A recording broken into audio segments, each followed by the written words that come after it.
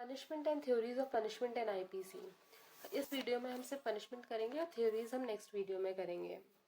तो फर्स्टली इस पीडीएफ के बारे में मैं ये बता दूँ, इस पीडीएफ में मैंने कवर किया है पनिशमेंट, टाइप्स ऑफ पनिशमेंट जो भी आईपीसी में दे रखी है अंडर सेक्शन 53, एंड देन सारी पनिशमेंट का थोड़ा डिस्क्रिप्शन विद केसेस।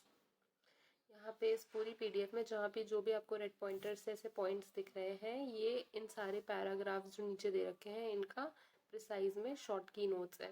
ठीक है, तो आपको हर जगह ये पॉइंटर्स मिल जाएंगे। ये पॉइंटर्स ही पढ़ लो अगर टाइम नहीं है तो, या फिर रिविजन में बहुत काम आएंगे ये पॉइंटर्स। तो now let's start. Punishments and theories of punishment. Punishment क्यों दी जाती है और पनिशमेंट कब दी जाती है? पनिशमेंट इसलिए दी जाती है कि किसी ने अगर कोई गलत काम किया है तो उसको कॉन्सिक्वेंस पे पनिशमेंट दी जाएगी क्योंकि उसने गलत काम किया है। ये इसलिए दी जाती है ताकि हम किसी को सीज कर पाएँ कि वो गलत काम फिर से ना करे, to seize the wrong doer. तो सोसाइटी में अगर कोई भी कोई रॉन्ग कमिट करता है तो फिर वहाँ पे उसको पनिशमेंट दी जाती है।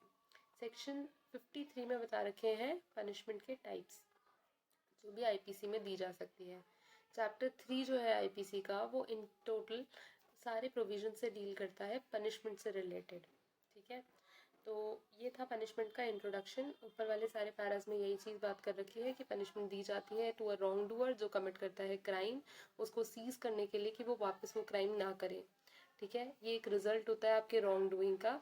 53 में बता रखा है आपको कौन कौन सी पनिशमेंट दे सकते हैं। चैप्टर 3 ऑफ आईपीसी में पनिशमेंट प्रोविजंस डिफाइंड है। नाउ पनिशमेंट कई टाइप्स की हो सकती है और डिफरेंट थ्योरीज पे बेस्ड हो सकती है। थ्योरीज हम नेक्स्ट वीडियो में पढ़ेंगे। ठीक है, तो 53 जो है सेक्शन आईपीसी का, वो बताता है टाइप्स ऑफ पनिशमेंट। तो उसमें 5 दे रखी हैं। First is death, second life imprisonment, third is imprisonment जो कि 2 डिस्क्रिप्शंस की हो सकती है, रिगरस और सिंपल। रिगरस होती है जिसमें हार्ड लेबर होती है, और सिंपल जिसमें कोई हार्ड लेबर नहीं होती, लाइटर ऑफेंसेस के लिए लाइक डिफेमेशन। फिर 4 feature of property. 4 feature of property में स्टेट जो है वो आपकी प्रॉपर्टी को सीज कर लेगा। ठीक है, फिर नेक्स्ट है फाइन। फाइन में आपको कुछ पेमेंट करना पड़ेगा ऑफ सम अमाउंट जो भी डिस्क्राइब्ड है। ठीक है, और एक और पनिशमेंट डिस्क्राइब कर रखी है, वो है 73 सेक्शन में सोलिटरी कन्फाइनमेंट, जिसको हम अलग से बाद में पढ़ेंगे। तो हमने पहले पढ़ना है 53 की 5 पनिशमेंट्स जो कि डिफाइंड है। Death, life imprisonment, rigorous simple, for future of property and fine. अब इन चीज़ों को अगर आपको याद करना है तो आप कैसे कर सकते हो? सबसे ज़्यादा पनिशमेंट होती है डेथ पेनल्टी, उससे ज़्यादा दी नहीं जा सकती। सेकंड होती है imprisonment for life, life time के लिए आपको प्रिजन में डाल दिया, वही तो है सब second highest. Third is imprisonment, वो किसी भी डिस्क्रिप्शन की हो सकती है। 2 टाइप डिस्क्रिप्शन होते हैं। अब उसमें से ज़्यादा डिफिकल्ट कौन सी है? रिगरस, तो वो ऊपर आएगी। फिर सेकेंड हो गई simple. Next is forfeiture of property, आपकी प्रॉपर्टी सीज कर ली जाएगी। उसके बाद फाइन, क्योंकि आपको सिर्फ थोड़ा अमाउंट देना पड़ेगा। फॉरफीचर ऑफ प्रॉपर्टी में तो आपकी पूरी प्रॉपर्टी जाएगी। तो ऐसे आप इनकी इंटेंसिटी के अकॉर्डिंग इनको रैंक कर सकते हैं, अगर आप ये भूल जाओ तो। वैसे तो काफ़ी ईजी है। ठीक है, फिर हम बात करेंगे कि डेथ पनिशमेंट क्या होती है। डेथ पनिशमेंट से रिलेटेड ये जो 4 पॉइंटर्स लिख रखे हैं, यही ही है जो नीचे डिस्क्राइब्ड है। कि सबसे पहले डेथ पनिशमेंट को और बोलते हैं कैपिटल सेंटेंस, इसमें हैंग टिल डेथ होता है। ठीक है, फांसी की सज़ा होती है। Then second is highest awarded punishment होती है ये। हाईएस्ट, इससे ज़्यादा क्या ही दोगे? डेथ पेनल्टी दे रहे हो तुम, किसी को फांसी टांग दी, उसकी जान ले ली, अब क्या दोगे इससे ज़्यादा? ठीक है, नेक्स्ट इज ये rarest of the rare cases में दी जाती है, दाल चावल की तरह नहीं बटती है। ठीक है, rarest of the rare cases में ही दी जाती है। ठीक है, और ये कंट्रोवर्शियल सब्जेक्ट है क्योंकि बहुत सारी कंट्रीज़ में डेथ पेनल्टी को बैन कर रखा है, बट इंडिया में ये अभी भी लागू है। कंट्रोवर्शियल सब्जेक्ट इसीलिए है क्योंकि हमको ऐसा लगता है कि ये कॉन्स्टिट्यूशनल जो आर्टिकल्स है 14, 19 एंड 21 उनके अगेंस्ट है। आप किसी की लाइफ नहीं ले सकते। वेरएज कुछ लोग कहते हैं कि by due procedure established by law आप किसी की जान भी ले सकते हो। Now the case law is Jagmohan Singh versus state of Uttar Pradesh. इसमें ये हेल्ड हुआ था, यूपी हाईकोर्ट ने बोला कि जो डेथ पेनल्टी है वो अनकॉन्स्टिट्यूशनल है। ठीक है, बट सुप्रीम कोर्ट ने ओवर रूल कर दिया और ये कहा नहीं, वैलिड है, आप किसी की जान ले सकते हो by the due process of law, procedure established by law के अकॉर्डिंग, और वो कॉन्स्टिट्यूशनली लॉफुल होगा। ठीक है, यही हेल्ड हुआ Jagmohan Singh versus state of Uttar Pradesh में। Then next was the case of Mithu Singh versus state of Punjab, जिसमें ये बोला गया कि जो डेथ पेनल्टी है वो अनकॉन्स्टिट्यूशनल है क्योंकि वो अगेंस्ट है article 14 and 21 of the constitution. फिर आया Rajendra Prasad versus state of Uttar Pradesh. Same इसमें भी यही हेल्ड हुआ कि अनकॉन्स्टिट्यूशनल है और अगेंस्ट है आर्टिकल 14, 19, 21, ठीक है। लेकिन इसके बाद आया एक मेजर जजमेंट, लैंडमार्क जजमेंट, जो था Bachchan Singh versus state of Punjab, जिसमें ये हेल्ड हुआ कि राजेंद्र प्रसाद का जो केस का जजमेंट था उसको ओवर रूल कर दिया। इस केस में 5 जज की बेंच बैठी थी, जिसमें 4:1 का वो आया, रेशियो का जजमेंट आया। जस्टिस भगवती ने डिसेंट किया, लेकिन बाकी सब ने क्या डिसीजन दिया कि नहीं, डेथ पेनल्टी 14, 19 और 21 के वॉयलेटिव नहीं है कॉन्स्टिट्यूशन ऑफ इंडिया के, क्योंकि ये प्रोनाउंस की जाती है rarest of the rare cases में, जहाँ पे collective conscience of the society shocked, जहाँ पे बहुत ही ज़्यादा collective conscience of the community shocked ना, वहीं पे दी जाती है। रेयरेस्ट ऑफ द रेयर की डॉक्ट्राइन आई थी, वहाँ तभी दी जाती है, हर केस में नहीं बढ़ती है, ठीक है, दी जाती। तो ये चीज़ बोलते हुए बोला कि 14, 19 एंड 21 के वॉयलेटिव नहीं है, एकदम वैलिड है, वो लॉफुल है, ठीक है। और राजेंद्र प्रसाद का केस का जो जजमेंट था उसे ओवर रूल कर दिया था, ठीक है।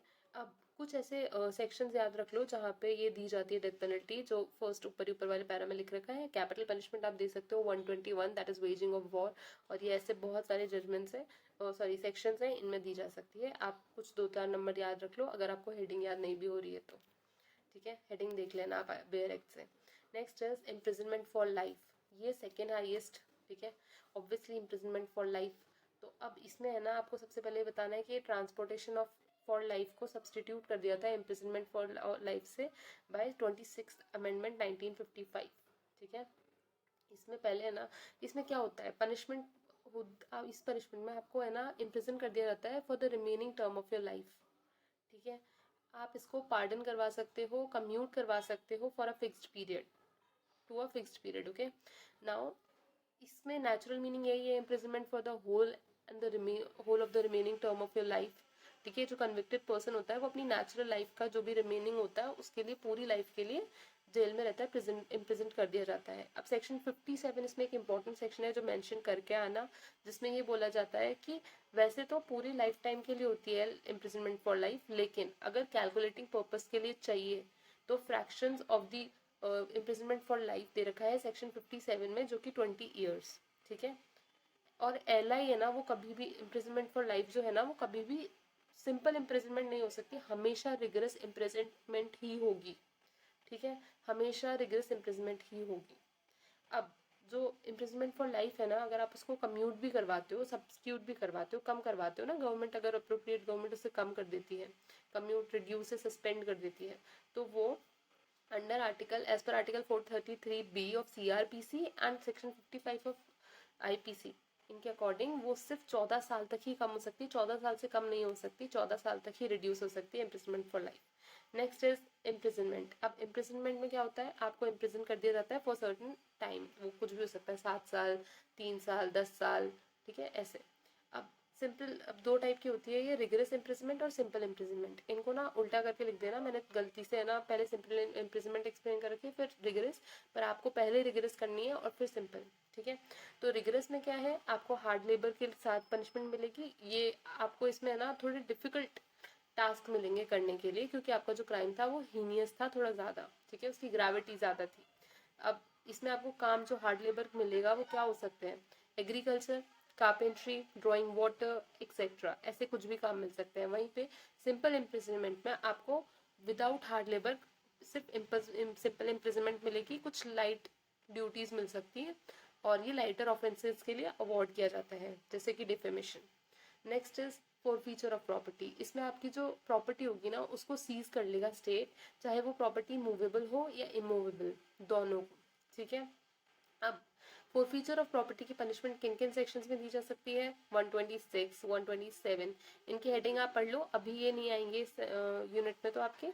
तो 126 और 127 दोनों ही ऑफेंसेस अगेंस्ट द स्टेट है। 126 is committing depredation on territories of power at peace with the government of India, GOI का मतलब है government of India, and 127 is receiving property taken by war as depredation mentioned in 125 and 126 section, ठीक है। तो यही है forfeiture of property में। फिर आएगा फाइन। अब फाइन कैसे दिया जा सकता है, या तो आपको सजा के रूप में, पनिशमेंट के रूप में सिर्फ फाइन दे दिया कि फाइन पे कर दो। सेकेंडली आपको मिली इम्प्रिजनमेंट एंड फाइन, दोनों मिलाकर दे दिया कि इम्प्रिजनमेंट भी है इतने टाइम की और ये फाइन आपको पे करना है, ठीक है। तो ये इस तरीके से दिया जा सकता है फाइन। फाइन में ऑब्वियसली आपको समझ में आ गया होगा, फाइन में आपको एक सर्टेन अमाउंट पे करनी होती है, ठीक है। अब सेक्शन 64 को एक बार मेंशन कर देना, वहाँ पे क्या बात की गई है, सेक्शन 64 ऑफ आईपीसी में अगर एक इंसान या एक कन्विक्ट पर्सन जिसने फाइन पे करना था लेकिन उसने फाइन पे नहीं किया, तो अब क्या कोर्ट करेगी, अब कोर्ट उसको ऑर्डर कर सकती है इम्प्रिजनमेंट, ठीक है। अगर उसको फाइन पे करना था और उसने नहीं किया तो उसको इम्प्रिजनमेंट की सजा हो सकती है। नेक्स्ट है सोलिटरी कन्फाइनमेंट। सोलिटरी कन्फाइनमेंट में